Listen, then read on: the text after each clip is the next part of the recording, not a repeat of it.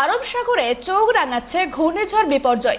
আগামী 15 জুন গুজরাটের কচ্ছ ও পাকিস্তানের করাচির মধ্যবর্তী কোনো জায়গায় আছড়ে পড়তে পারে বিপর্যয়। ঘূর্ণিঝড়ের ল্যান্ডফলের আগে সম্পূর্ণ প্রস্তুতি নিয়ে রাখছে ভারতীয় সেনা। দুর্গতদের সাহায্যের জন্য খোলা হয়েছে ত্রাণ শিবির। এর পাশাপাশি নালিয়া, দ্বারকা ও আমরেলির মতো কিছু ফরওয়ার্ড লোকেশনেও প্রস্তুতি সেরে রাখা হচ্ছে। তীব্র গতিতে গুজরাট উপকূলের দিকে ধেয়ে আসছে ঘূর্ণিঝড় বিপর্যয়। বৃহস্পতিবার 15 জুন দুপুরের পর থেকে বিকেলের মধ্যে যে কোনো সময়ে ল্যান্ডফলের আশঙ্কা। যদি আরও দীর্ঘক্ষণ সে সমুদ্রে শক্তি সঞ্চয় করে তাহলে সম্ভাব্য ল্যান্ডফলের সময় পিছিয়ে শুক্রবার 16 জুন সকাল হতে পারে। গুজরাটের কচ্ছ জেলার জাখাও বন্দরের কাছে বিপর্যয় আছড়ে পড়ে বলে এখনো পর্যন্ত পূর্বাভাস মৌসুম ভবনের। যদিও আছড়ে পড়ার বহু আগে সোমবার থেকেই বিপর্যয়ের প্রভাব শুরু হয়ে গিয়েছে কচ্ছ ও সৌরাষ্ট্র উপকূল সহ গুজরাটের বিভিন্ন এলাকায়। এমনকি সম্ভাব্য ল্যান্ডফল লোকেশনের বহু দূরে মুম্বাইয়ের কোলাবা সৈকতে সোমবার বিকেল থেকেই তৈরি হয়েছে জলোচ্ছ্বাস পরিস্থিতি। বিপর্যয় পরিস্থিতি সামাল দিতেই সোমবার থেকেই উপকূলবর্তী এলাকা খালি করতে শুরু করেছে গুজরাট প্রশাসন। ইতিমধ্যে উপকূলের প্রায় 10,000 বাসিন্দাকে অন্যত্র নিরাপদ স্থানে সরিয়ে নিয়ে যাওয়া হয়েছে। এদিকে গুজরাটের প্রায় সমস্ত জেলাতেই লাল ও কমলা সতর্কতা জারি করেছে মৌসুম ভবন। মৌসুম ভবন সূত্রে খবর, আগামী বৃহস্পতিবার দুপুরের পর যে কোনো সময়ে গুজরাটের কচ্ছ জেলার জাখাও বন্দরের কাছে আছড়ে পড়বে অত্যন্ত শক্তিশালী ঘূর্ণিঝড় বিপর্যয়। ল্যান্ডফলের সময় বিপর্যয়ের সর্বোচ্চ গতিবেগ উঠতে পারে ঘন্টায় 140 কিলোমিটার থেকে 150 কিলোমিটার।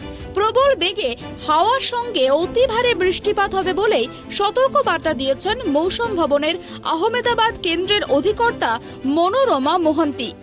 আর মাত্র কয়েক ঘন্টা রাত পেরোলেই আছড়ে পড়বে ঘূর্ণিঝড় বিপর্যয়। বুধবার সকাল থেকেই বৃষ্টিপাত শুরু হয়েছে, উত্তাল হয়ে উঠেছে সমুদ্র। সতর্কবার্তাও জারি করা হয়েছে। আজ এবং কাল লাল সতর্কতা জারি করা হয়েছে মৌসুম ভবনের পক্ষ থেকে। মৎস্যজীবীদেরও সমুদ্রে যেতে নিষেধ করা হয়েছে। বিপর্যয় এড়াতে আগামী বৃহস্পতিবার কচ্ছ জেলায় 144 ধারা জারি করেছে প্রশাসন। সমস্ত স্কুল কলেজে ছুটি ঘোষণা করা হয়েছে। ইতিমধ্যে উপকূলবর্তী এলাকায় নামানো হয়েছে রাজ্য বিপর্যয় মোকাবিলা বাহিনী। কচ্ছ ও সৌরাষ্ট্র উপকূলবর্তী এলাকার বাসিন্দাদের অন্যত্র সরিয়ে নিয়ে যাওয়ার কাজ শুরু হয়ে গিয়েছে। কচ্ছ জেলা প্রশাসন ইতিমধ্যেই 10,000-এরও বেশি বাসিন্দাকে নিরাপদ স্থানে সরিয়ে নিয়েছে। সেনা, নৌবাহিনী, রাজ্য বিপর্যয় মোকাবিলা বাহিনী ও জাতীয় বিপর্যয় মোকাবিলা বাহিনীর সঙ্গে যোগাযোগ রাখা হচ্ছে। The cyclone which is to make the landfall on 15th in the evening.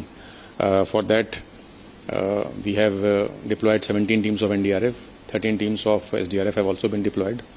The thrust areas for us are the areas which will come in the landfall, mainly the Kutch district, Porbandar, Dwarka, Jamnagar, Junagadh, Rajkot, Morbi.